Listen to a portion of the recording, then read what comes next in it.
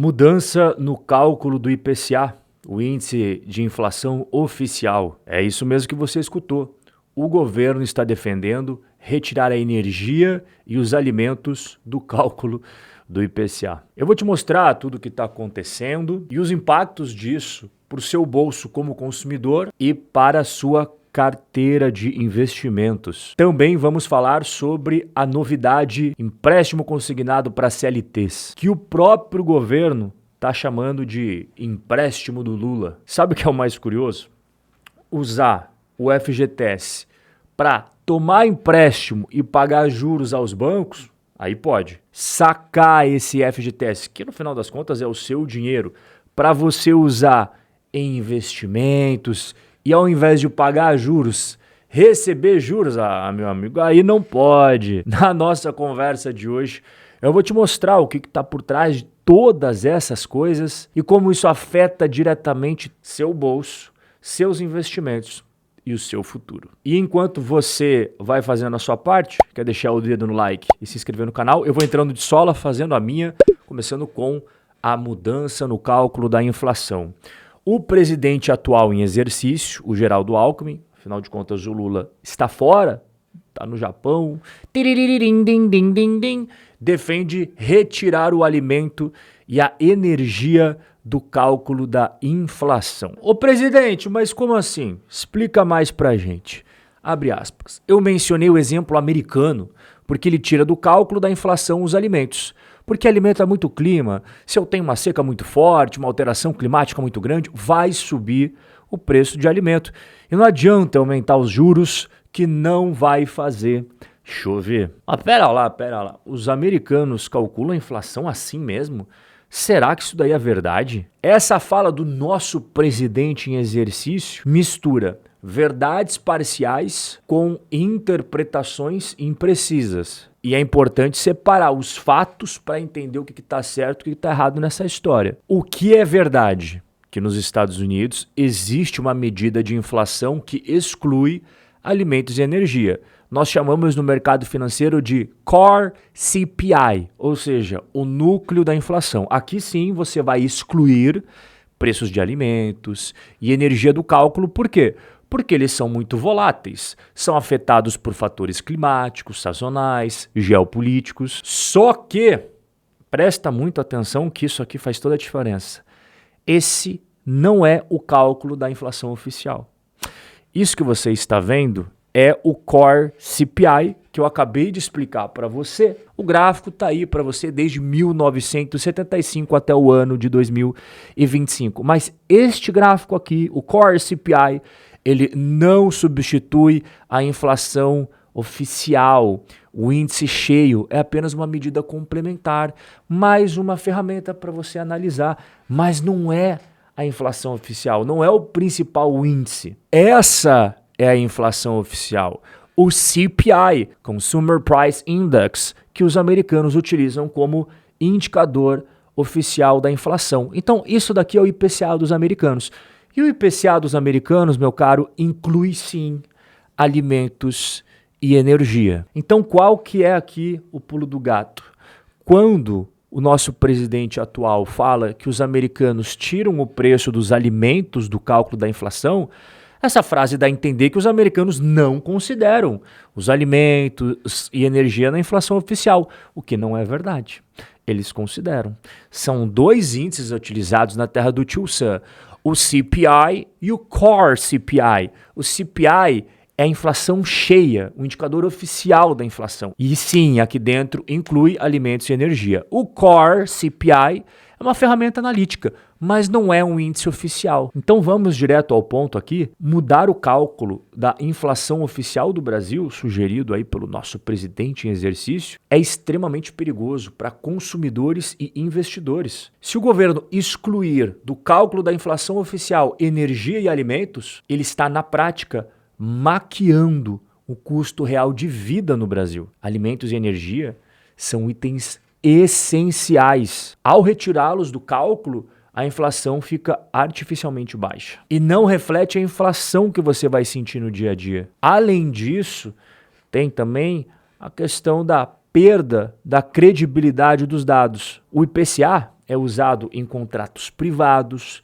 contratos públicos e também para o Banco Central definir a taxa de juros, a Selic. Se o governo mudar a metodologia para mostrar que tudo está bem, o mercado vai perder a confiança nos dados oficiais. E isso impacta em cheio os investimentos. Afinal de contas, quantos investimentos de renda fixa atrelado à inflação nós temos no mercado brasileiro? Aposto que você tem Tesouro IPCA na sua carteira, não tem? Além disso, existem também CDBs atrelados à inflação, LCIs, LCAs, CRIs, CRAs, debêntures. É exatamente o que a Argentina fez há anos atrás.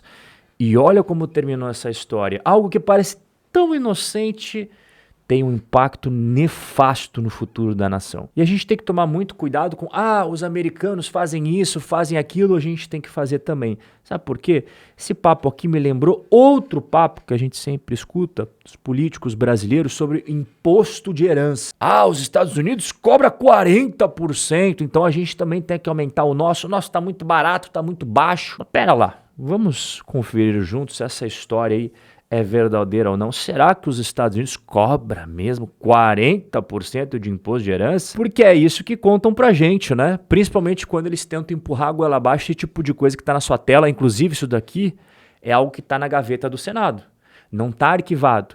É só alguém lembrar desse projeto aqui e botar ele pra frente. O que significa isso daqui? É o projeto para alterar o imposto de herança no Brasil de 8% para 16%.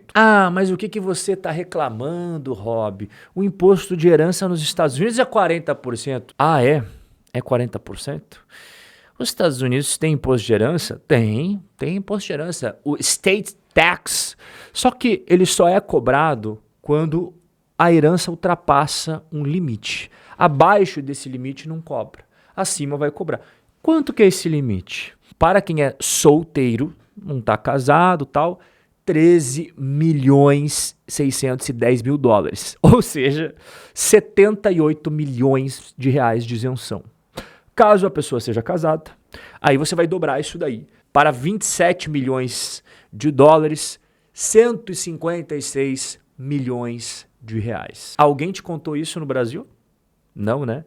Poxa, por que será? Quando alguém da sua família bateu as botas, teve esse tipo de isenção aí no Brasil? Não, né? Vocês tiveram que, além de pagar advogado, cartório, teve que pagar o Estado também. A fatia dele sempre está garantida até na hora de bater as botas. E aqui fica a minha sugestão.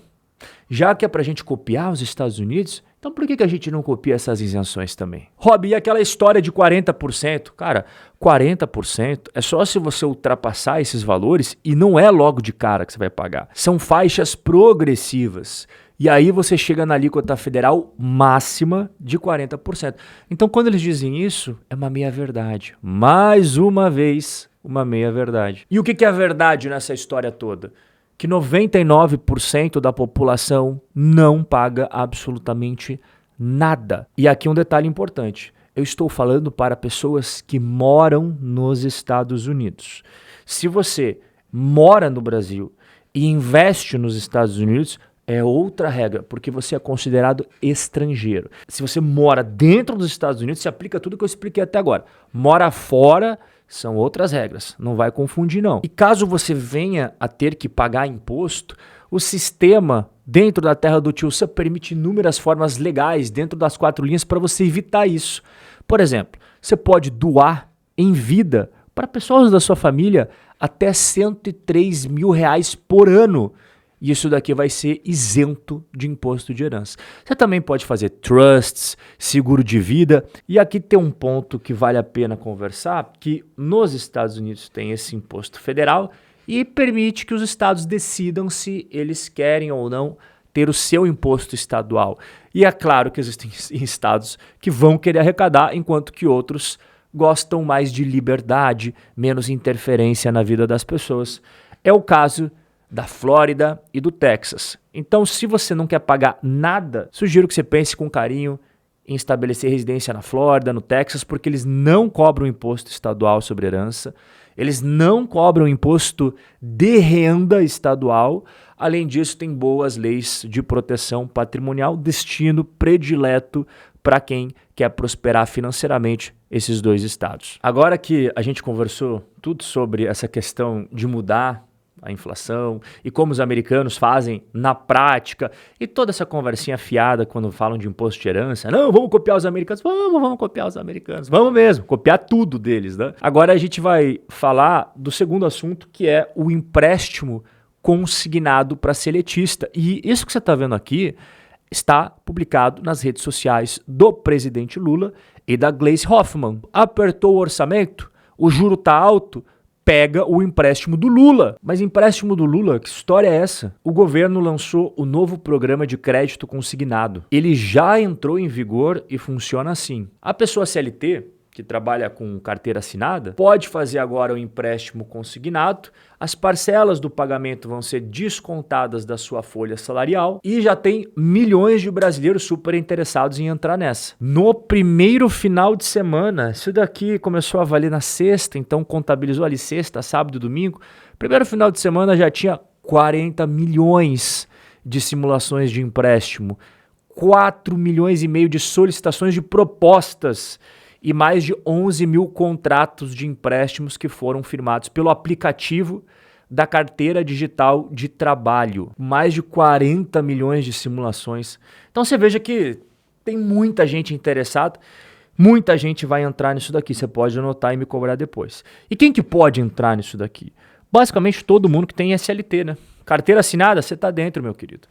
Também trabalhadores domésticos, trabalhadores rurais, contratados por MEI. Se você somar todo esse grupo, dá 47 milhões de pessoas. E a taxa de juros, ela é mais baixa do que o pessoal do CLT costuma pegar em grandes bancões? Cara, tem tudo para ser, tá bom? Porque quando a gente pega um parâmetro, o consignado dos servidores públicos, tem juros entre 1,5% a 2,5% ao mês. Esse novo consignado para CLTs, que estão chamando de crédito do Lula, empréstimo do Lula, ele não define um teto máximo de juros.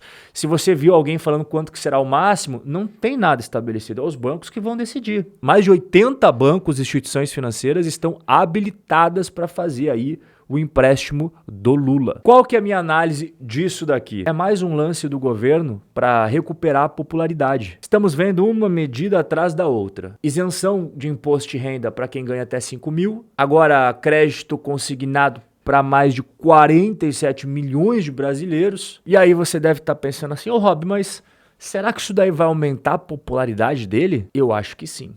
E eu não falo isso com alegria. Eu falo com preocupação. Porque isso daqui tem um efeito nefasto em algo que a gente vai comentar daqui a pouco, que é o que o Banco Central está tentando fazer para controlar as coisas. Mas calma, já chegamos lá. Eu acredito que pé de meia, eu acredito que tanto a isenção do imposto de renda quanto esse consignado, agora vai lançar também a questão do Minha Casa Minha Vida para mais pessoas no Brasil. Tudo isso vai sim ajudar na popularidade do presidente. Você lembra daquela questão que eu pedi para você guardar na sua cabeça que eu ia retomar? Então, é agora. Hoje, o governo Lula ele está com o pé no acelerador. E o Banco Central tá puxando o freio de mão. O governo Lula tá tomando decisões para injetar cada vez mais dinheiro na economia e o Banco Central, do outro lado, subindo cada vez mais a Selic, tentando frear as coisas, esfriar a economia, justamente porque a inflação está saindo fora de controle já faz muito tempo. A gente está trabalhando estourado acima do teto da meta. A gente tem a meta, o teto da meta, e a gente está trabalhando estourado acima da meta. A melhor política para o bem do brasileiro seria o governo atual fazer o quê? Ajudar o Banco Central a conter a inflação. E como que ele faz isso? É muito simples.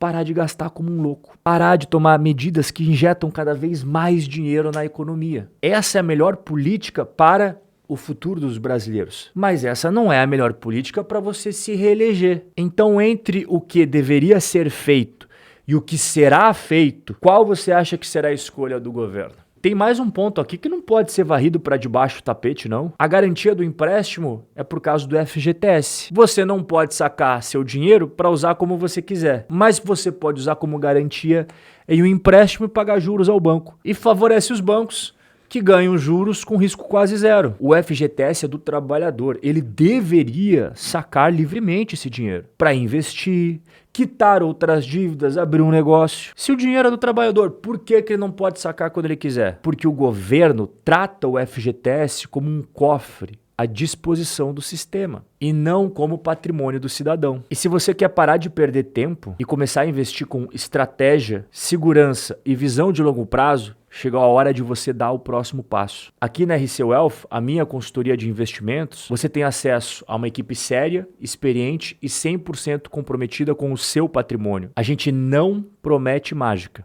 mas nós entregamos resultado. O link tá aqui na descrição ou nos comentários fixados. Clica nesse botãozinho azul ou nesse outro aqui, fica à vontade. Depois coloca o seu nome, e-mail e WhatsApp. Agora você que decide se você quer continuar sozinho na jornada ou contar com quem realmente entende do jogo.